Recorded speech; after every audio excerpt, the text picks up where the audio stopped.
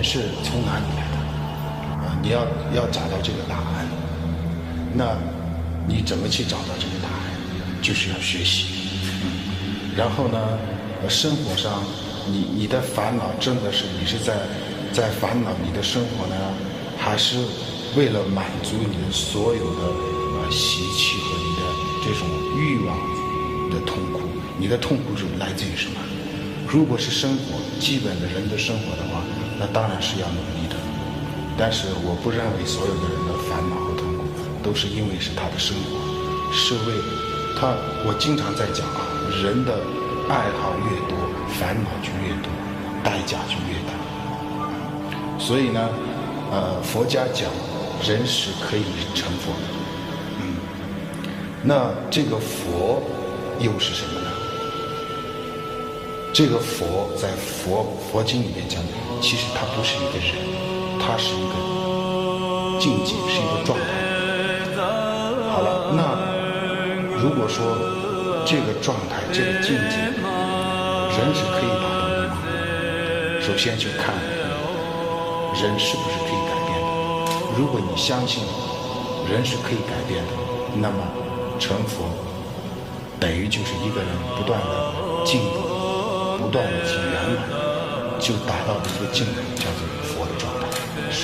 这是很合理的。所以呢，是绝对是人是可以成佛的。这个人可不可以改变呢？这个不是说有信仰的人才接受的，有信仰没有信仰都没有关系，都会相信的人是可以改变的。如果这个逻辑成立的话，人是绝对是可以成佛的。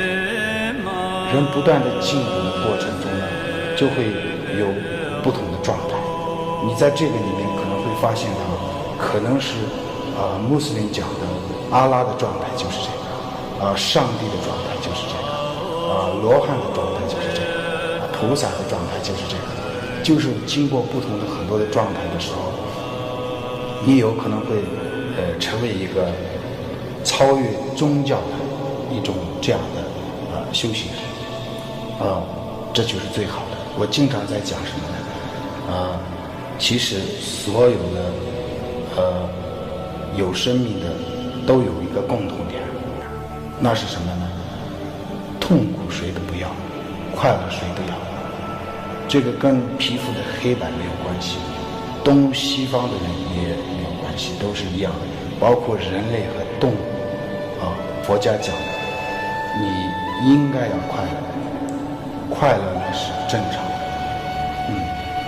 痛苦是不应该的，它是不正常的，应该要改变它，所以就把痛苦拿到前面来讲，讲了两个因果，一个是快乐的因果，一个是痛苦的因果。他说，人应该要解决痛苦，但是呢，把痛苦的因没有毁掉的情况下呢，你只是在果上面下功夫，这个因还是会产生果。所以呢，讲到了就是道是方法，怎么去解决痛苦的原因。你把它的因解决了，这个果自然就会消失。然后得到的是什么呢？就是苦集灭道，就是灭，就是把所有的痛苦都灭了。那就是什么呢？就是一种超越概，就是这样子。所以呢，佛就是我经常在讲，佛是什么？佛其实每个人的这个身体啊，我们人的身体，它是由两样东西组合的，一个是精子，一个是物质。然后呢，我们讲我们的这个动作啊，我做事情啊，都是谁在做的？我们谁控制整个人的身体的？我们就会说是大脑神经线。那宗教讲什么呢？就是这个大脑神经的背后也有一个非物质性的东西，它是有前世有来生的，那这就是精神。在这个精神上，我们刚才讲的是，它是不断的可以进步，不断的可以进步的时候呢，他的爱好就会越来越少，也就快乐就越来越多。这样的话呢，你会发现呢，其实一个人的生活也不用花那么多的钱，也不用那么烦恼。你照样可以成为一个幸福指数很高的人。所以我们现在要的是什么呢？就是要快乐。